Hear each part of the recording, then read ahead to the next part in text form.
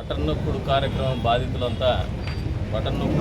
బాధితులను ఎందుకంటానంటే బటన్ నొక్కి డబ్బులు ఇచ్చి వాళ్ళతో రెట్టింపు డబ్బులు వెనక్కి తీసుకునేటువంటి కార్యక్రమంలో భాగంగా ఓవైపున మద్యం ధరలు పెంచడం, ఇసుక ధరలు పెంచడం, నిత్యావసర వస్తువుల ధరలు కూడా పెంచడం, గ్యాస్ ధర పెంచడం, డీజిల్ పెట్రోల్ ధరలు పెంచడం, ఇవన్నీ కూడా ప్రజల మీద పెనుభారంగా మారినటువంటి పరిస్థితులు దృష్టిలో పెట్టుకొని ఈ కొత్త ప్రభుత్వం కూటమి ప్రభుత్వం ఏర్పడిన వెంటనే సామాన్య ప్రజలు నిత్యావసర వస్తువులు కొనడంలో ధరాఘాతం పడకూడదు, అంటే శరాఘాతంగా మారినటువంటి ధరలు ధరాఘాతంగా మారకూడదనే ఆలోచనతోనే చంద్రబాబు నాయుడు గారి ఆలోచనతో ఈ రోజున ఈ కూటమి ప్రభుత్వం నిత్యావసర వస్తువుల ధరలు మీరు ఒకసారి బజార్లు గమనిస్తే కందిపేడలు 181 రూపాయలు ఉంది.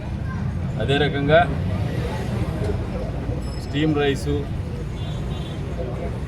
క్వాలిటీ రైస్ కూడా మార్కెట్ కంటే 10 రూపాయలు తక్కువగా అమ్ముతా ఉన్నారు.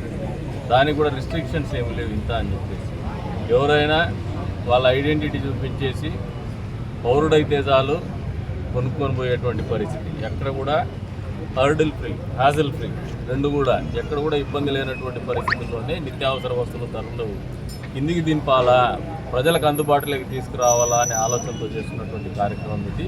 ఈ ప్రభుత్వం చిత్తశుద్ధి అనేది మీరు ఒకసారి గమనిస్తే గడిచిన 40 రోజుల ప్రభుత్వం ఈ 40 రోజుల్లోనే దాదాపు 40 రోజులు కూడా కాల 13వ తారీఖున పొలువు తీరింది.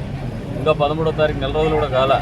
నెల రోజుల్లోనే ఇచ్చినటువంటి హామీలు నిలబెట్టుకునేటువంటి క్రమంలో పేద ప్రజలను దృష్టిలో పెట్టుకొని అందరికీ కూడా సామాజిక భద్రత కల్పించాలా, కుటుంబ భద్రత కల్పించాలనే ఆలోచనతోనే సామాజిక పెన్షన్లు ఇచ్చినటువంటి మాటకు కట్టుబడి మొదటి 1వ తారీఖున 7,000 రూపాయలు ఇచ్చున్నారు.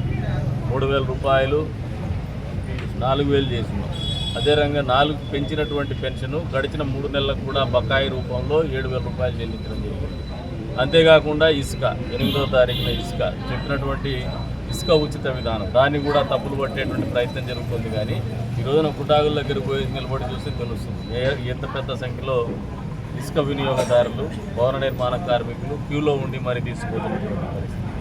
ఇంకా ఎవరైనా కూడా కావాలంటే పోయేసి వాగులు వంకల్లో ఎక్కడైనా ఉంటే చంద్రబాబు నాయుడు గారు గౌరవ ముఖ్యమంత్రి గారే చెప్తా ఉన్నారు, వాళ్ళ ఇంటి అవసరాలకు ఏదైనా కావాలన్నా, వాళ్ళ వినియోగానికి ఏదైనా కావాలన్నా కూడా ఎద్దుల బండో లేదంటే ట్రాక్టర్ తీసుకుని పోయేసి తోలుకోమని చెప్పేసి కూడా చెప్తాను. ఎందుకంటే పారదర్శకంగా ప్రజల కోసం ఇచ్చినటువంటి మాట నిలబెట్టుకునేటువంటి ప్రభుత్వం కూడా లేదని కూడా. అంతేకాకుండా ఈసారి చెప్తూనే ప్రభుత్వం ఏర్పడినటువంటి వెంటనే మొదటి సంతకము మెగా డిఎస్సి మీద పెడతామని చెప్పేసి మెగా డిఎస్సి పెట్టినటువంటి కార్యక్రమం. గదిలో కూడా మెగా డిఎస్సిలో పరీక్షల్లో పోటీ రాయబోయేటువంటి అభ్యర్థులకు కూడా ఉచిత శిక్షణ శిబిరం కూడా ఏర్పాటు చేయబోతున్నామని చెప్పేసి కూడా ఈ సందర్భంగా తెలియజేస్తున్నాం. తొందరలోనే వాటి వివరాలు కూడా వెల్లడిస్తాం. మరి చెప్పిన ప్రతి మాట కట్టుబడే ఈ ప్రభుత్వం ముందుకు పోతూ ఉంది. ఈ రాష్ట్రంలో ఏదైతే కొరబడిందో గత ప్రభుత్వ హయాంలో ప్రజల్లో సంతోషం లేదు, ప్రజలకు చేయడానికి పని లేదు.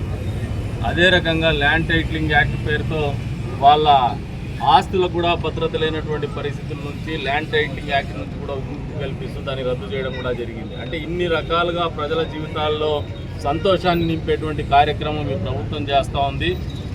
చంద్రబాబు నాయుడు గారి ఆలోచన ఒక్కటే, ఈ రాష్ట్రం సర్వతోముఖాభివృద్ధి పూర్తి స్థాయిలో సర్వతోముఖాభివృద్ధి జరగాల.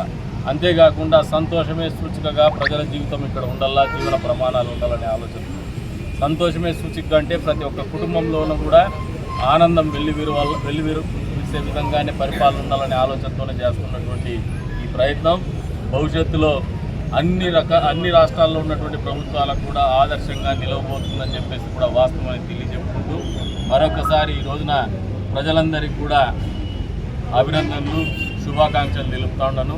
ఒక మంచి కార్యక్రమం మీ ముంగిటికి వచ్చింది, మీ వాకిట్లోకి వచ్చింది, మీకోసం వచ్చిందని చెప్పేసి పేద ప్రజలకు తెలియజేస్తూ గౌరవ ముఖ్యమంత్రి గారికి కుటుంబ ప్రభుత్వానికి కూడా ప్రజలు అందరూ కూడా మనస్ఫూర్తిగా అభినందించాలా, వాళ్ళని ఆశీర్వదించమని చెప్పేసి కూడా కోరుతాను.